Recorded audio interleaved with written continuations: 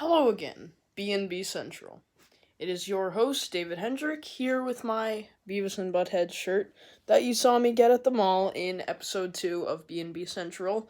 Here we are again for episode 3, reviewing what should not be a disappointing adventure of Beavis and Butthead Do America, the movie. So guys, first look at the cover for the disc. Of course, coming from the King Turd collection. And on the back, we have our bonus stuff. There's a whole lot of stuff. I'm not going to name it because I want to get right into the review. But I wanted to quickly open the case and show you this nice art inside. Wanted, the most dangerous men in America. Beavis and Butthead Do America. I should be an announcer. But anyways, that's not the point. The point is, we are going to be watching this and rating it from 1 to 5 stars. You already know the rating system, and I am here with my dad. What's up? We are going to be watching this movie together, and he'll help me with the rating, and, we're just going to be having our collective review come in for this video.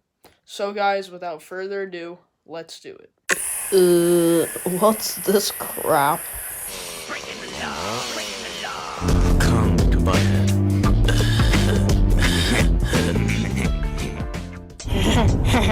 Hey, Butthead, look! We're on TV! Shut up, Beavis. I always knew he'd make it big. Oh, yeah.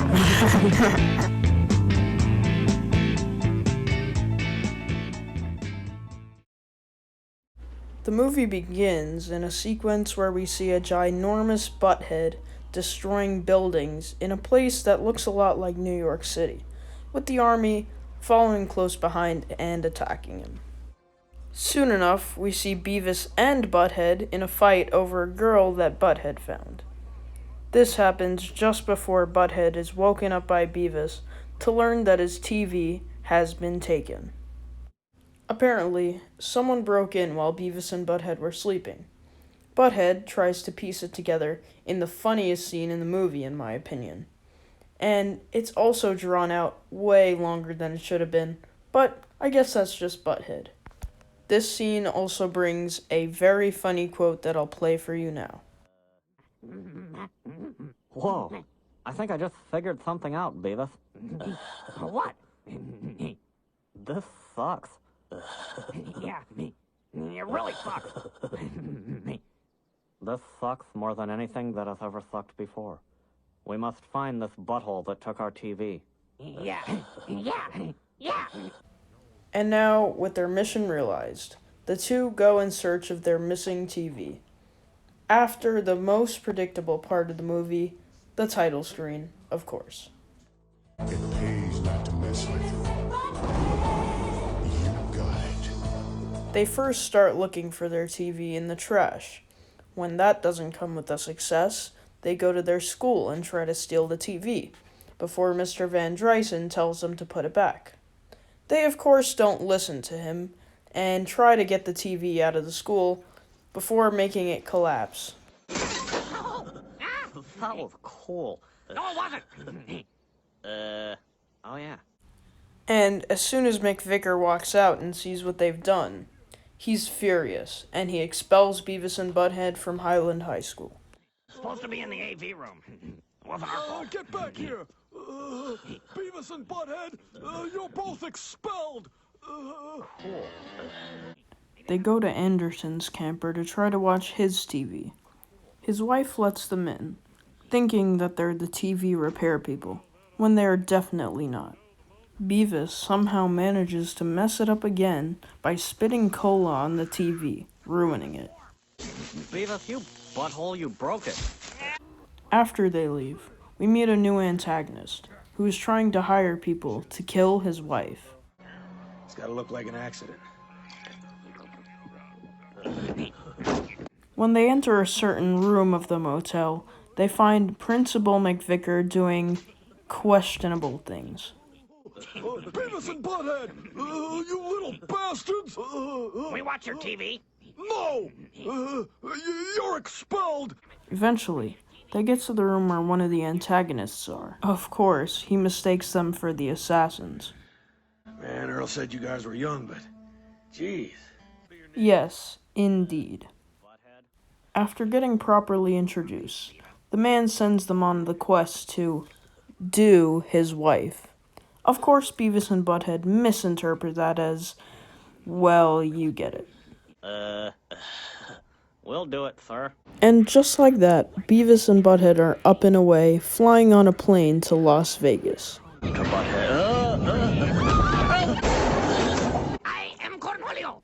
After turning into the Great Cornholio, Beavis goes to the front of the plane and disturbs the peace with the pilots, I am Cornholio. causing turbulence on the plane and sending Butthead into another funny line. Get the hell out of the cockpit! You said... Nice try, Butthead, but I'm not getting demonetized before I actually get any money. Please give me more subscribers. Anyways, they finally land, and after a brief stint in Vegas, they meet the woman who they were supposed to do. She uses them to transport a case with a deadly virus in it via Beavis's pants. Unknowingly, of course. At this point, the government is caught on to exactly what's going on and who's involved. They find out Beavis and Butthead are a part of the operation, and they are deemed the deadliest men in America. Meanwhile, Beavis and Butthead are fooling around with the deadly virus in the back of Beavis's pants. They end up causing a flood in the Hoover Dam, inadvertently giving them more than enough time to escape, leaving everyone else in a panic. The government agents, who have put wanted signs up for Beavis and Butthead everywhere, are now talking about just how deadly this virus is. They also talk about a flaw in the casing, possibly being able to cause the virus to release if it is hit hard enough. Beavis and Butthead start making their way to Washington, D.C., on foot now because they've lost their way from the group. On their way to regroup with the woman, they're kidnapped once again by the man who originally hired them to kill his wife. Boy, it sure is hard to score. Yeah, really. Eventually, they decide to escape, because this is getting a little too boring for them, causing a multi-car collision in the process. They are followed to the White House by the government agents, just when Beavis is getting an itch, in the worst place possible. Chance. I'm gonna give you 3 seconds. Okay, boys. After Butthead is captured by the government agents, Beavis is thrown out of Anderson's camper for... Whacking in here again. yeah, that. But when Anderson comes back to throw out Beavis's pants with him, he's blamed for holding the virus. Drop the pants. Now.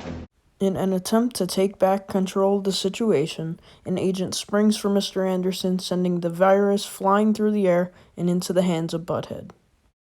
Mr. Anderson is arrested, somehow, and Beavis and Butthead are honored as heroes. And we never got any money. Yeah, really.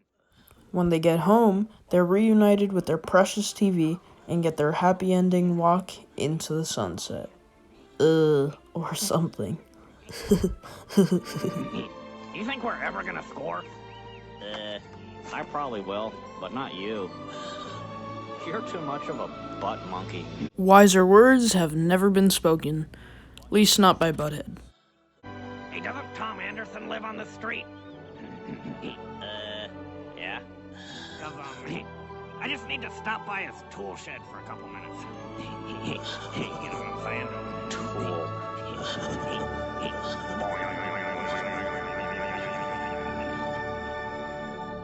Alright guys, we just got done watching the movie, and it was so funny and I enjoyed it thoroughly. So now I'm going to review it and also give you the rating, my personal ratings and thoughts. I'm giving this movie a solid 5 out of 5 stars for being able to throw Beavis and Butthead in a situation that's very serious and turn it into a big joke. 5 stars. Whoa. That was cool. Yeah. With the same score for my dad, that leaves this movie with an average 5 out of 5 stars, with our rating, of course. You can decide for yourself when you watch this movie. If you haven't already, I would highly recommend it to any Beavis and Butthead fan because you will not be disappointed. It pays not to mess with.